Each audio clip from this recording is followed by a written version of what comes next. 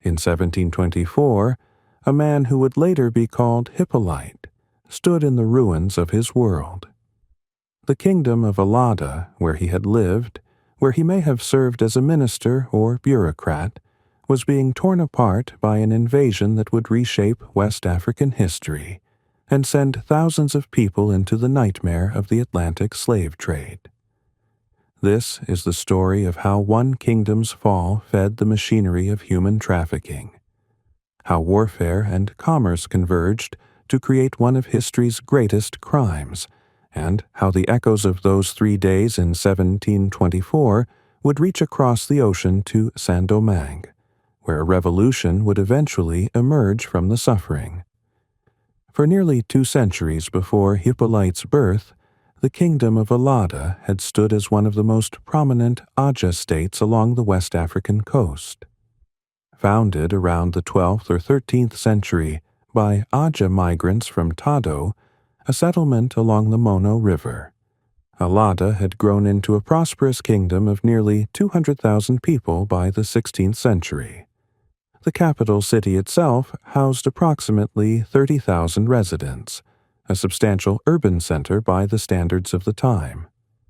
The kingdom occupied what is now southern Benin, positioned strategically between the powerful Oyo Empire to the east and the Atlantic coast to the south. This geographic position would prove both a blessing and a curse. Allada's rulers governed with what European observers described as the consent of the elders of the people, a system that balanced royal authority with consultation. But the kingdom's real power came from its control of the coast. Although Allada itself sat inland, its influence extended to crucial coastal settlements including Ofra, Jacan, and Huayda. These ports became the gateways through which European traders accessed the interior, and through which an increasingly horrific commerce flowed. The Atlantic slave trade had existed before Allada's involvement, but by the 1640s, the kingdom had positioned itself as a major player in this human trafficking network. Between 1640 and 1690, approximately 125,000 enslaved people passed through Allada's trading networks. During the 1680s alone, the peak decade of this period, some 55,000 human beings were sold into bondage. The mechanics of this trade were coldly efficient.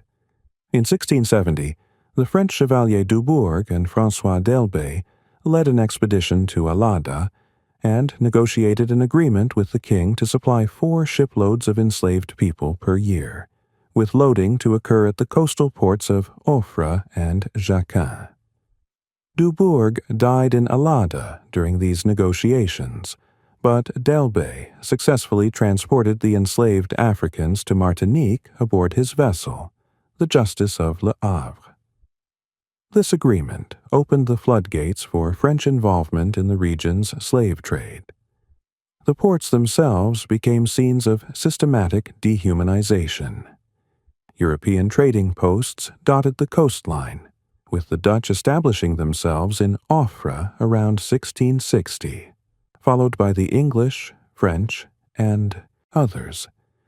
A Danish surgeon named Paul Edmund Isert later described being impressed by the 3-story mansions belonging to African slave merchants at Popo, another nearby port. These structures stood as monuments to wealth built on human misery. The system worked through carefully maintained relationships between European traders stationed on the coast and African kingdoms controlling access to the interior. Allada received substantial revenue from these transactions, with customs duties and trading fees making the slave trade the kingdom's primary source of income. By the early 18th century, annually between 2,500 and 3,000 enslaved people were transported from Ofra to the Americas alone. European traders developed particular preferences and practices in this commerce. Unlike some other regions where enslaved people could be purchased individually and carefully selected, Allada's merchants typically sold in lots. European buyers had to accept groups that included people they considered both good and bad by their inhumane metrics, rather than choosing individuals. This batch system reflected the scale and systematization of the trade, treating human beings as interchangeable commodities rather than individuals. The prices paid in local cowrie shell currency reflected this horrific inflation. In 1681, a human being could be purchased at Alada for 72 pounds of cowries. By 1724, at Whydah, the price had risen to 300 pounds of cowries per person. But Alada's involvement in the slave trade created the conditions for its own destruction. 60 miles north of the coast, on the Abomey Plateau, a rival kingdom had been growing in power.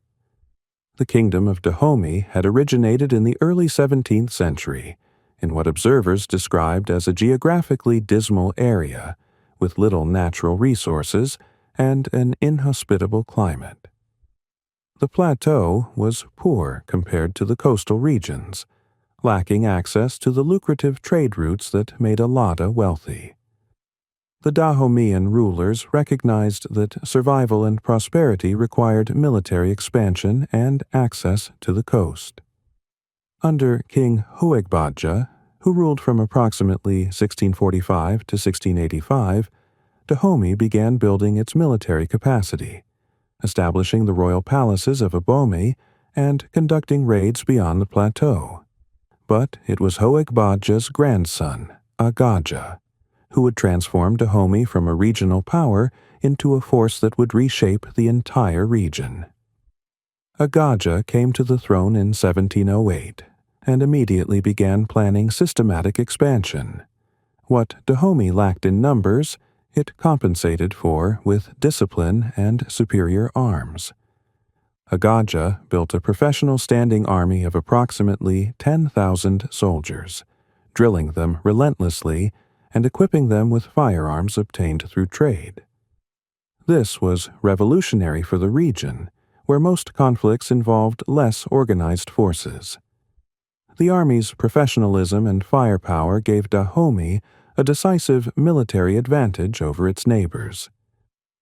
By 1720, Agaja felt confident enough to repudiate Dahomey's tributary relationship with Alada, signaling his ambitions openly.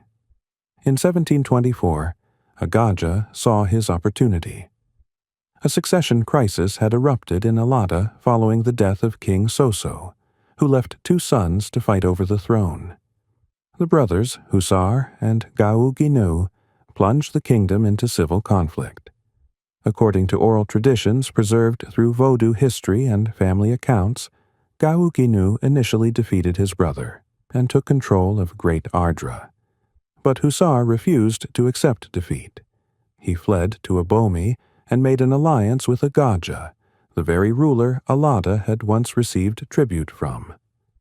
Hussar agreed to help Dahomey conquer his own kingdom in exchange for Agaja's support in claiming the throne. It was a Faustian bargain that would doom Alada.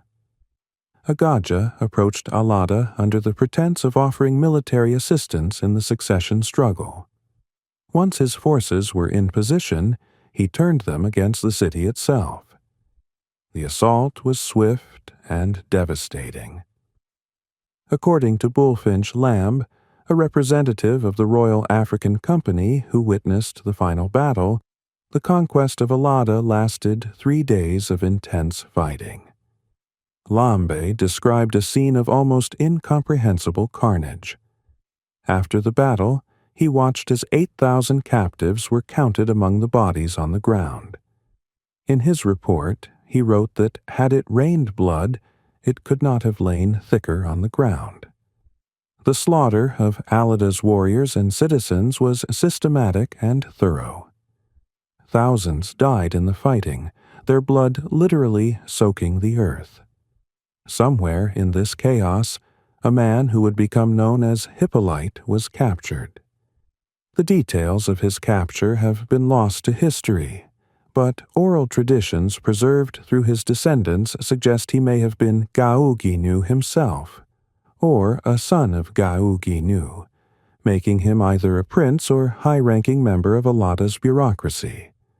The title Gau meant Minister of War in the Alada kingdom, and Ginu meant he who is always on the battlefield. If these traditions are accurate, Hyppolite was not simply a victim of random capture, but a member of Alada's ruling class who found himself on the losing side of a dynastic conflict. Whatever his exact status, Hyppolite had been born free in Alada, possibly into a family with connections to the royal lineage. He had known life in a functioning kingdom, with its structures of governance, its cultural practices, its communities and families. He had a wife named Catherine. Now all of that was being destroyed. Agaja's forces moved through Alada systematically, separating families and organizing captives for sale. The deliberate cruelty of this process cannot be overstated. Husbands were torn from wives, parents from children, destroying family units that represented the fundamental building blocks of Alada's society. Hyppolite and Catherine were forcibly separated in this process. We don't know if they tried to resist, if they pleaded with their captors, if they made desperate plans to reunite. Historical records preserve only the stark fact of their separation, a single sentence representing a lifetime of loss and grief. The 8,000 captives from Alada's fall represented an enormous windfall for the slave trade. These weren't people captured in traditional warfare between enemies, but citizens of a kingdom betrayed from within and destroyed by its former tributary. Many spoke the Fon language and practiced the Vodou religion that would later take root in Saint-Domingue. They were farmers, craftspeople, merchants, bureaucrats, warriors, wives, husbands, parents, and children. Each had a name, a history, a place in their community. All of that was erased as they became cargo for European slave ships. Hyppolite and Catherine were sold separately to the crew of a French slave ship called the Hermione. The name would have meant nothing to them, just another European vessel participating in the machinery of their dispossession. The ship belonged to the complex network of French merchant operations that had been expanding their involvement in the slave trade since d'Elbey's initial agreements in 1670. French traders had become major players along what Europeans called the Slave Coast, competing with Dutch, English, Portuguese, and other European powers for access to human cargo. The process of being sold and loaded onto the ship involved multiple stages of dehumanization. First, captives were held in temporary enclosures near the coast, often for weeks or months, waiting for enough people to be assembled to make a voyage profitable. During this period, they lived in overcrowded conditions with inadequate food and water, witnessing the suffering of their fellow captives while contemplating their own uncertain fate. European traders and African merchants examined them like livestock, assessing their physical condition and marketability. Those who showed signs of illness or physical weakness were sometimes simply left to die, considered not worth the investment of transportation.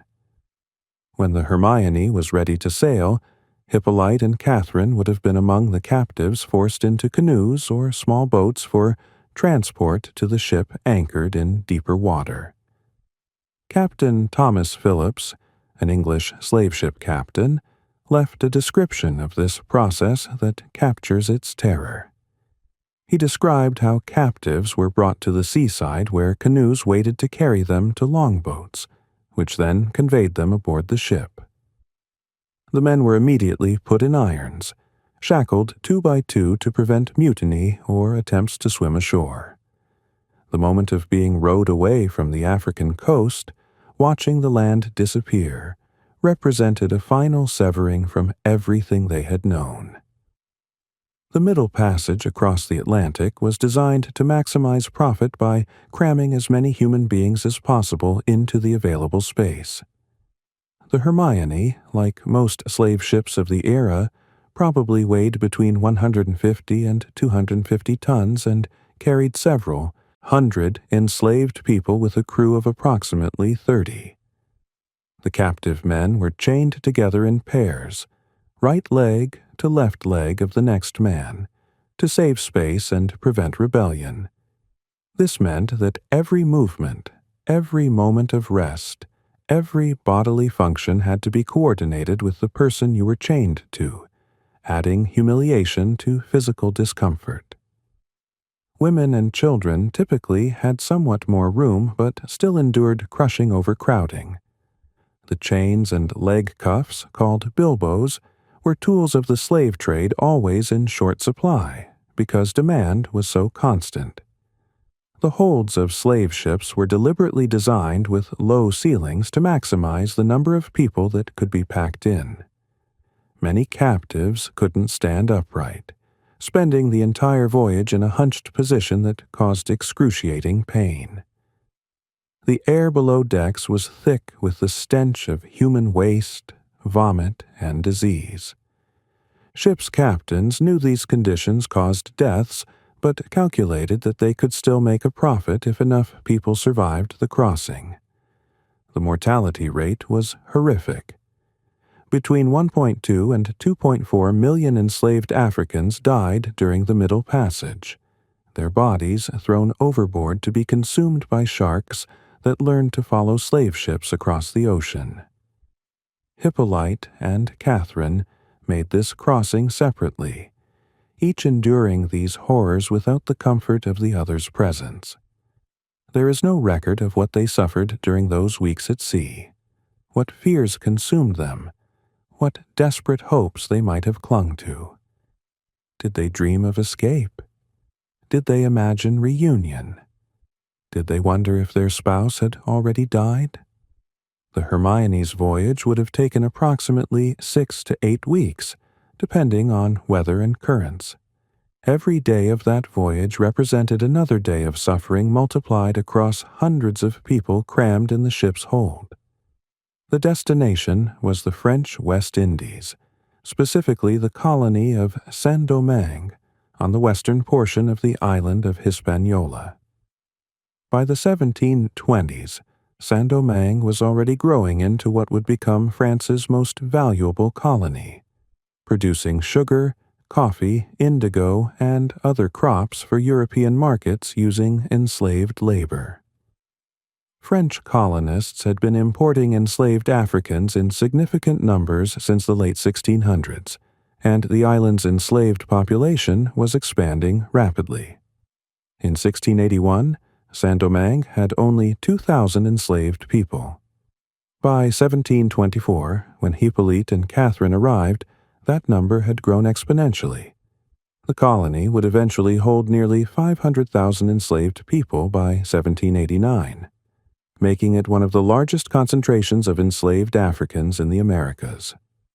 When the Hermione finally reached Saint-Domingue, surviving captives were brought on deck to be prepared for sale.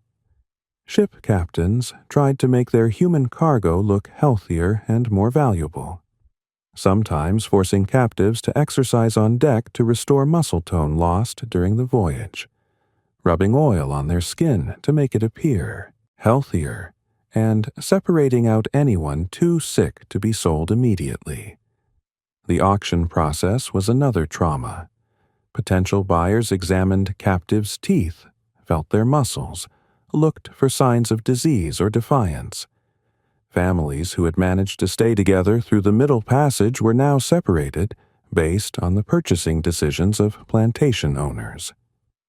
Upon arrival, enslaved Africans were supposed to be baptized into the Catholic Church, according to the Code Noir, the body of laws governing slavery in French colonies. This baptism served multiple purposes. It provided a religious justification for slavery by supposedly bringing enslaved Africans into the Christian faith. It stripped away African names and replaced them with European ones, and it attempted to erase African cultural identities. Hyppolite received his new name at baptism. His African name, his actual name given to him by his parents in Alida, is unknown. The historical record shows only Hyppolite, a fashionable Latin name that French colonists preferred for enslaved people they considered of higher status. Greek and Latin names were the most fashionable for enslaved people in Saint-Domingue during this period, followed by French names and biblical names.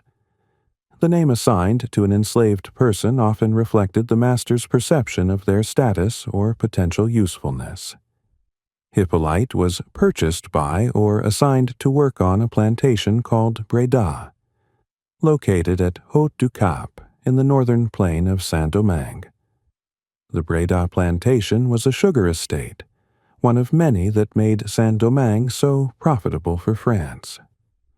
Sugar cultivation was the most demanding and dangerous form of plantation labor in the Caribbean.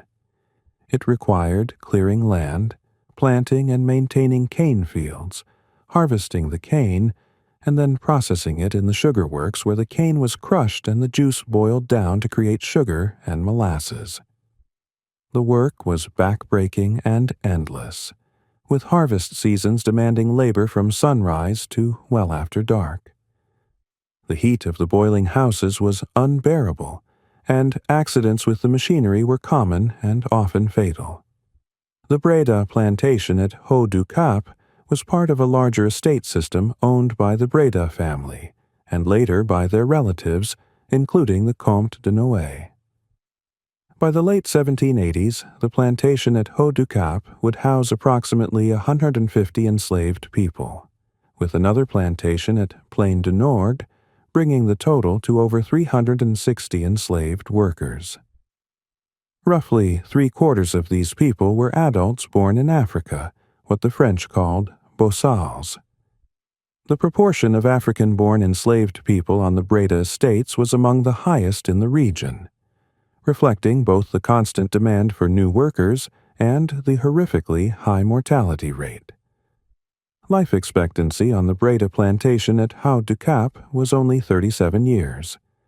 This wasn't due to any particular cruelty by one master compared to others, but was typical of sugar plantations throughout Saint-Domingue, where enslaved people were literally worked to death and then replaced with new captives from Africa. Living conditions on the Breda plantation were miserable for most of the enslaved population. The majority worked in the fields, subjected to exhausting labor under the tropical sun. They lived in rough quarters, wore minimal clothing that was rarely replaced, and received inadequate food. The plantation had a hospital, but it was poorly maintained at Haut du Cap, offering little real care to sick or injured workers. Resistance was endemic at Breda. Petit marronnage, temporary escape to avoid work or punishment, occurred constantly. Some enslaved people managed to escape entirely, joining communities of Maroons in the mountains. The spirit of resistance that pervaded Breda's enslaved population would eventually contribute to the revolution that began in 1791. At some point after arriving at Breda, Hyppolite remarried. His first wife, Catherine, remained lost to him, presumably sold to a different plantation or perhaps having died during the Middle Passage. In the enforced exile of Saint-Domingue, Hyppolite found a second wife named Pauline, who was from the Aja ethnic group like himself. Together they would have 6 children, 5 of whom survived to adulthood. They named their eldest son Toussaint, born around 1743. The other children were Marie-Jeanne, Paul, Pierre, Jean, and Gaou, the youngest, named after Hyppolite's father. These children grew up enslaved on the Breda plantation, never knowing the kingdom of Alada that their father had come from, never knowing freedom.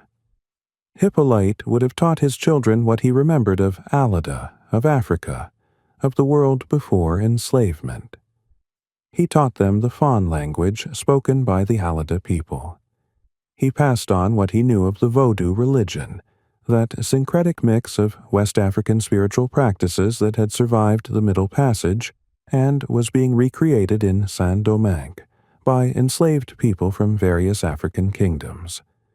The Breda Plantation had a significant population of people from Alada and neighboring regions, creating a community that kept African languages and customs alive even under the oppressive conditions of slavery. Toussaint, Hyppolite's eldest son, grew up speaking Fon before learning Creole French and eventually Standard French. This multilingual ability, rooted in his father's African heritage, would later serve him well. Pierre-Baptiste Simon, a carpenter and gatekeeper on the plantation, became godfather to Hyppolite's children and a parental figure to the family. After Hyppolite and Pauline died, Simon and a woman named Pelage, described as a foster mother, helped raise the children. This creation of chosen family networks was one way enslaved people resisted the isolation and atomization that slavery attempted to impose. The Catholic Church's role in these baptisms and godparent relationships was complex. While the Church sanctioned and participated in the slavery system, these religious ceremonies also created bonds and obligations that existed somewhat outside the master's direct control. The conditions that Hyppolite endured at Breda were typical of the broader system that had emerged in Saint-Domingue by the mid-18th century. The colony had become extraordinarily profitable for France, producing approximately 40% of all sugar and 60% of all coffee consumed in Europe. This single colony, roughly the size of Hawaii or Belgium, generated more wealth than all of Britain's Caribbean possessions combined. The wealth wasn't distributed evenly, of course. A small number of wealthy white planters, the Grands Blancs, owned most of the plantations and controlled the colonial economy. Below them were the Petits Blancs, white artisans, shopkeepers, and overseers who resented the wealth of the Grands Blancs but fiercely protected their own status above the enslaved population. There was also a significant population of free people of color, the gens de couleur libres, who by 1789 numbered about 28,000. Some were themselves plantation owners and slaveholders, occupying a complex middle position in colonial society. But the vast majority of Saint-Domingue's population, approximately 500,000 people by 1789, were enslaved Africans and their descendants. They came from various regions of Africa, brought different languages and customs, but shared the common experience of enslavement and understood their shared interest in resistance. The Alada people, of whom Hyppolite was one, were the second largest African ethnic group in Saint-Domingue after the Congo people. Their numbers and their reputation as warriors made them particularly influential in the enslaved community. Meanwhile, back in West Africa, the consequences of Dahome's conquests continued to unfold.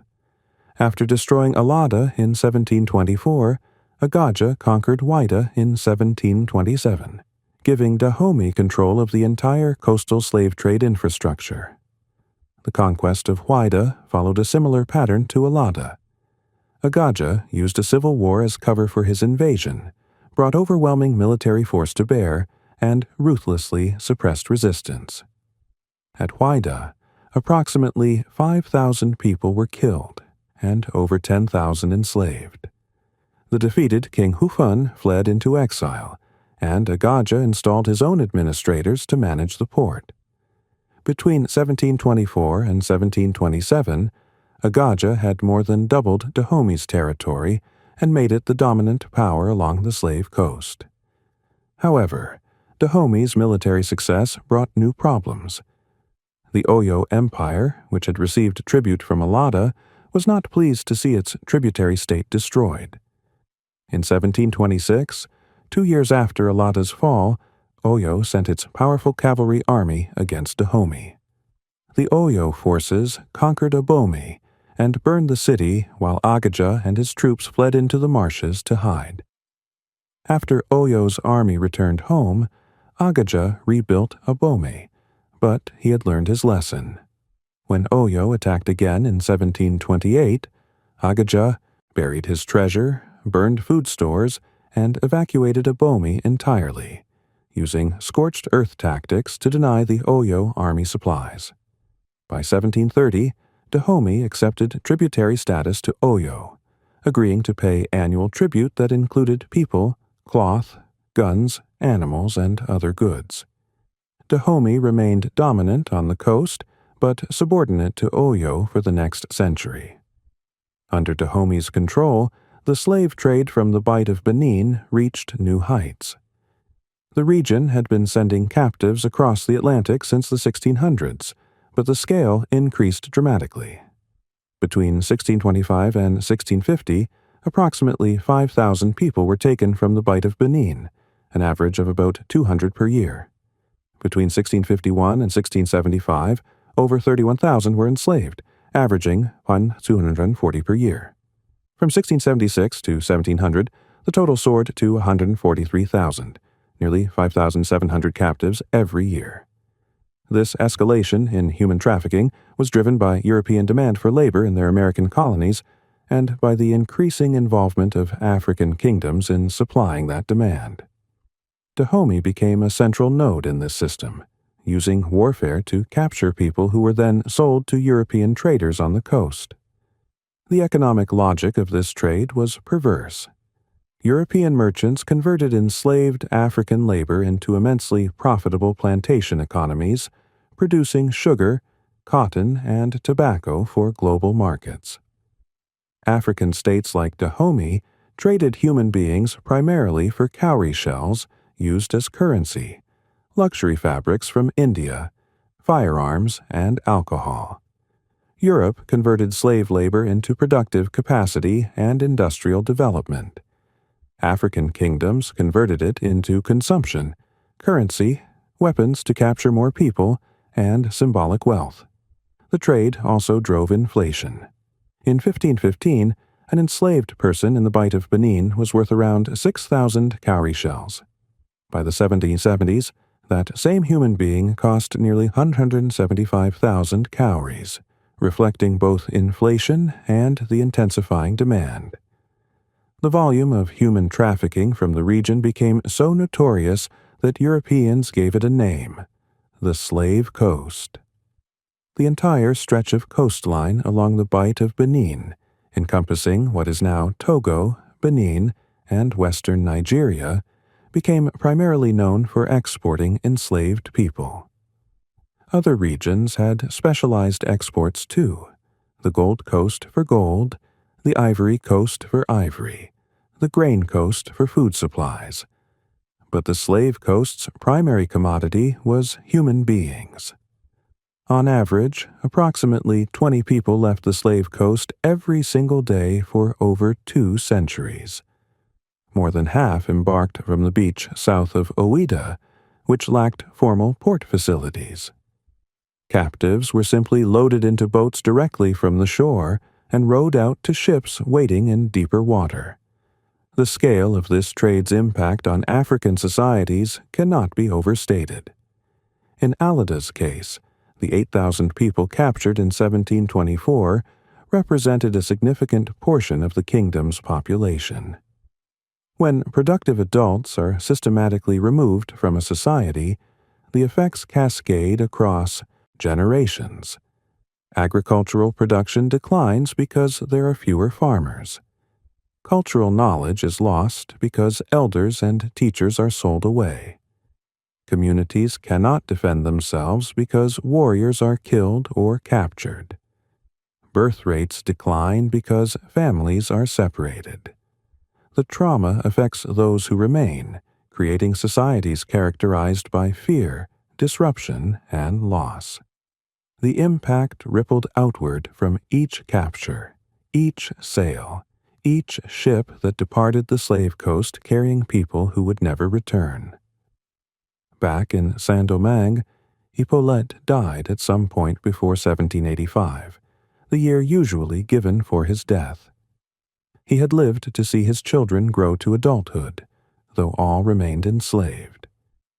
His son Toussaint, however, would follow an unusual path. At some point before 1776, Toussaint was freed, becoming an affranchi. The circumstances of his manumission are not entirely clear, but it appears to have involved the intervention of the plantation manager Bayon de Libertat, who had some relationship with the family. Once free, Toussaint remained on the Breda plantation as a paid worker, renting a small coffee plantation with 13 enslaved workers of his own. He even purchased at least one enslaved person directly. These facts complicate easy narratives of resistance.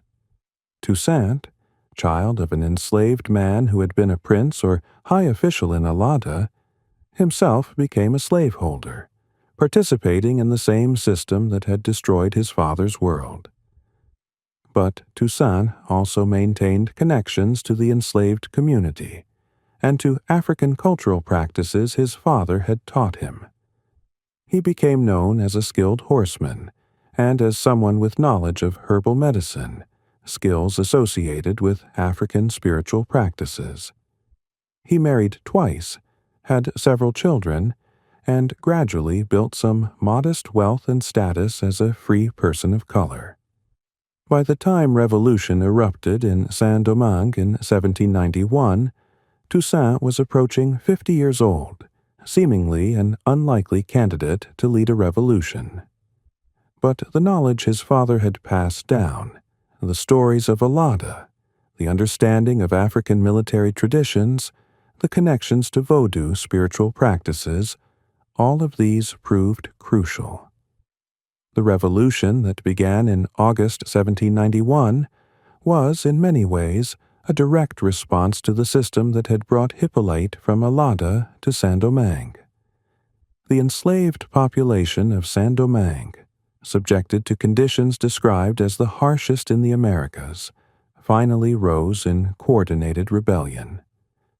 On the night of August 22, 1791, a Vodou ceremony at Bois Caïman marked the beginning of the uprising. Within weeks, more than 100,000 enslaved people had joined the rebellion, destroying hundreds of plantations. Toussaint initially remained on the Breda plantation, but eventually joined the rebellion as a secretary and lieutenant to one of its leaders, Georges Biassou. His organizational skills, literacy, and strategic thinking quickly elevated him through the ranks. The Taos revolution that Toussaint would eventually come to lead succeeded where other slave rebellions had failed. By 1804, 13 years after that first uprising, the former French colony of Saint-Domingue had become Haiti, the world's first nation founded by formerly enslaved people. The revolution defeated French, Spanish, and British armies. It abolished slavery not through gradual reforms or external pressure, but through armed resistance by enslaved people themselves. The revolutionaries proved that enslaved people could organize, could fight, could defeat professional armies, could govern themselves. This challenged fundamental assumptions of white supremacy that undergirded the entire system of Atlantic slavery. The success of the Haitian Revolution terrified slaveholders throughout the Americas. White planters from Saint-Domingue fled to other Caribbean islands and to North America, particularly Louisiana and South Carolina, bringing their enslaved workers and spreading horror stories of what had happened. News of the revolution was deliberately suppressed in slave-holding regions. Slaveholders understood that the example of Haiti could inspire other rebellions. Indeed, the revolution did influence slave resistance movements throughout the Americas and contributed to eventual abolition of the slave trade by Britain and France. But the revolution came too late for Hyppolite. He died decades before the uprising began, never knowing that his son would lead the rebellion that destroyed the slavery system in Saint-Domingue. He never knew that his grandson Isaac would be educated in France. He never knew that the plantation where he had been enslaved would be destroyed in the revolutionary fires. He lived his entire adult life in bondage, never seeing his homeland again, never reuniting with his first wife Catherine, carrying the trauma of Alada's destruction until his death. Hyppolite's story is, in one sense, unremarkable. He was one of 8,000 people captured when Alada fell, one of approximately 773,000 enslaved Africans brought to Saint-Domingue during the 18th century, one of an estimated 12 to 12.8 million Africans forcibly transported across the Atlantic between the 15th and 19th centuries. His individual suffering disappeared into the vastness of those numbers. Historical records preserve his name only because of who his son became. We don't know what he looked like, exactly when he was born, what his African name was, what hopes he had, what he remembered of Alada in his final days. The archive of slavery is full of these absences, individual human experiences erased by a system that treated people as cargo. But Hyppolite's story also illuminates something crucial about the slave trade that abstract statistics cannot capture. It shows how specific historical events in Africa, like the conquest of Alada in 1724, fed directly into the transatlantic slave trade. It reveals how political conflicts and warfare in Africa were exploited and intensified by European demand for enslaved labor. It demonstrates how the slave trade shattered families and communities, separating husbands from wives, parents from children, people from their homelands. It shows how African cultural knowledge, language, and spiritual practices survived the Middle Passage through the determination of people like Hyppolite, who taught their children about the world they had lost. And it shows how the violence of slavery, stretching across generations, eventually provoked the violence of revolutionary resistance. The kingdom of Alada never recovered from its destruction. Dahomey permitted the existence of a subordinate royalty after 1724, but the kingdom's independence was finished. In 1894, France re-established the kingdom under colonial control, and in 1904 it was formally annexed, continuing to exist only as a non-sovereign monarchy with leaders referred to as chef supérieur. Today, the kingdom exists as a cultural institution within the Republic of Benin, with the monarchy continuing to play a role in local cultural life, but without political power. The French colony that became Benin was itself named after the Kingdom of Benin, a different but nearby state, further erasing Alada's specific history. The ports that shipped Hyppolite and hundreds of thousands of others into slavery are now places of memory. Ouidah, the major port that came under Dahomey's control in 1727, today houses museums and memorials to the slave trade. The beach where captives were loaded onto boats features a monument called the Door of No Return, acknowledging the lives destroyed by the transatlantic slave trade. These memorials represent attempts to remember and honor the victims of a crime that shaped the modern world. They also represent ongoing debates about how to understand and teach this history, about who bears responsibility, about what forms of acknowledgement or reparation might be appropriate. The relationship between Alada and Haiti, between Hyppolite and Toussaint, remains meaningful today. In 2004, during celebrations of Haiti's bicentennial of independence, descendants of Alada's royal family visited Haiti and were received as honored guests. Historians and cultural leaders in Benin claim Toussaint Louverture as a hero whose roots lie in their territory. This transoceanic connection, forged in violence and suffering but ultimately productive of freedom, represents one of the complex legacies of the Atlantic slave trade. African and Haitian cultures influenced each other through the forced migration of millions of people. Vodou, as practiced in Haiti, preserves religious traditions from Dahomey and surrounding regions while also incorporating elements from Catholicism and indigenous American religions. The Creole language, spoken in Haiti, contains African words and grammatical structures alongside French. These cultural continuities testify to the resilience of African people who maintained aspects of their heritage despite systematic attempts to destroy it. The story of Hyppolite and the fall of Alada also raises difficult questions about African participation in the slave trade. King Agaja of Dahomey and his forces captured and sold thousands of their fellow Africans. The exiled Prince Hussar betrayed his own kingdom. African merchants along the coast grew wealthy, facilitating European access to enslaved people. These facts have sometimes been weaponized to deflect responsibility from European and American slavers, as if African involvement somehow absolved others of guilt. This is a false framing. The transatlantic slave trade was a system created by European demand for labor in American colonies.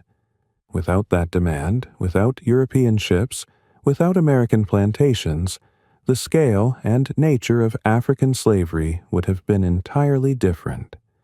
African participation in the trade was real and must be acknowledged, but it occurred within a larger system structured by European colonialism and American plantation agriculture.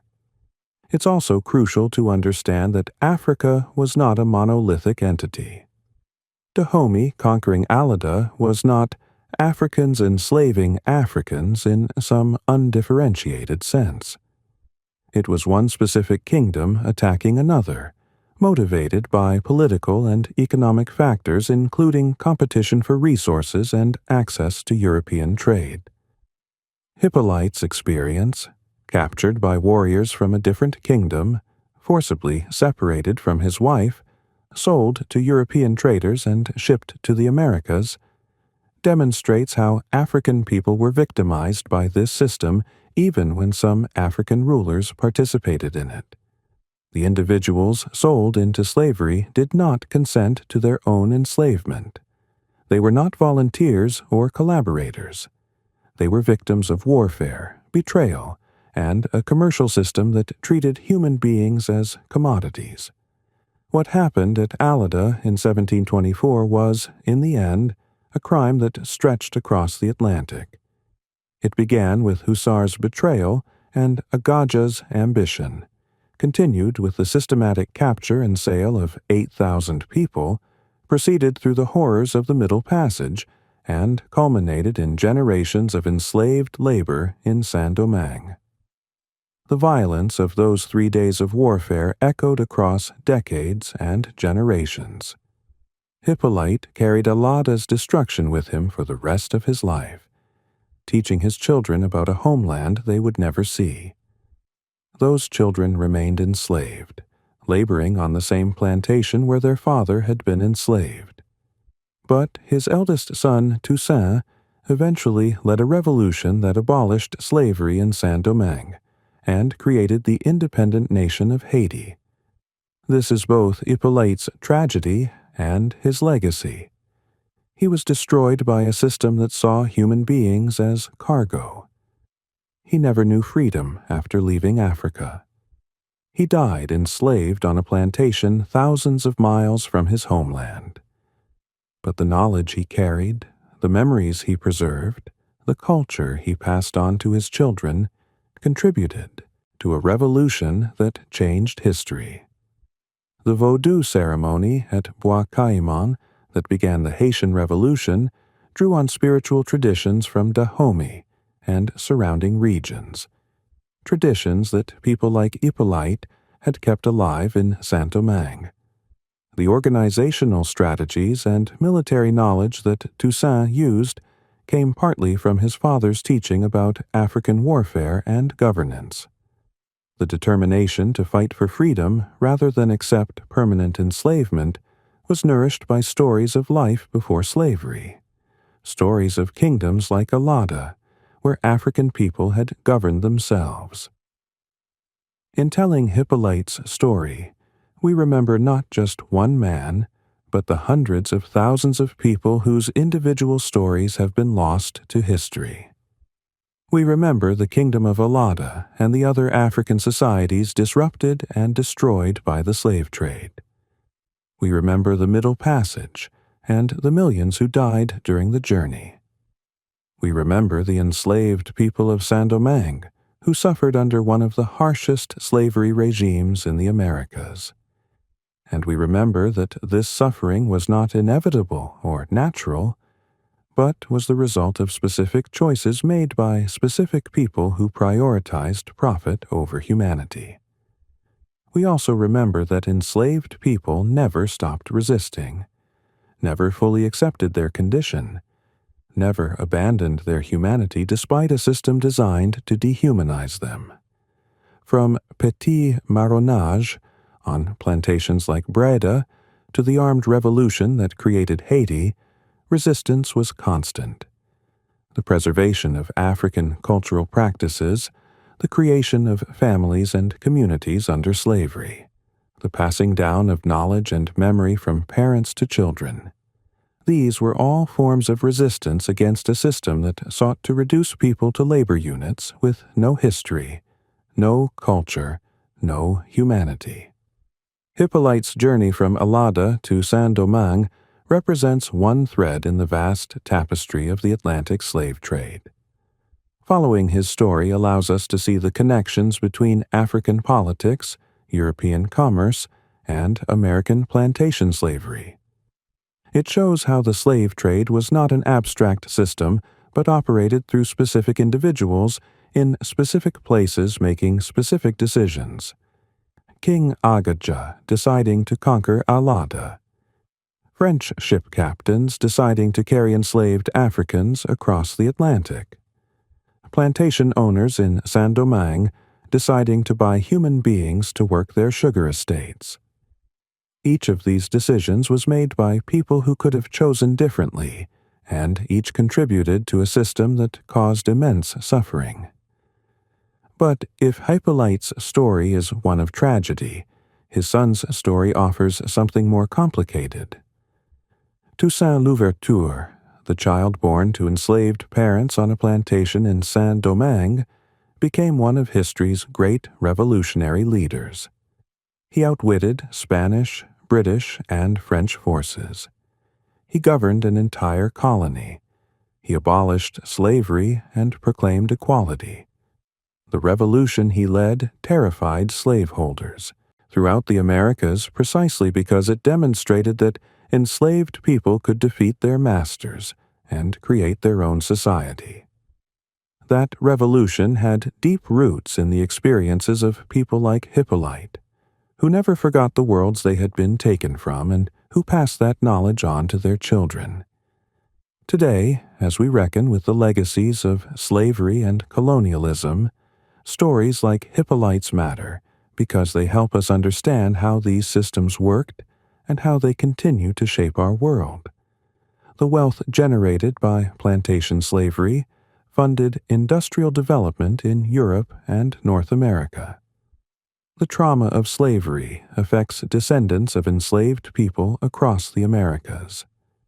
The cultural exchanges forced by the slave trade created new identities and cultures throughout the African diaspora.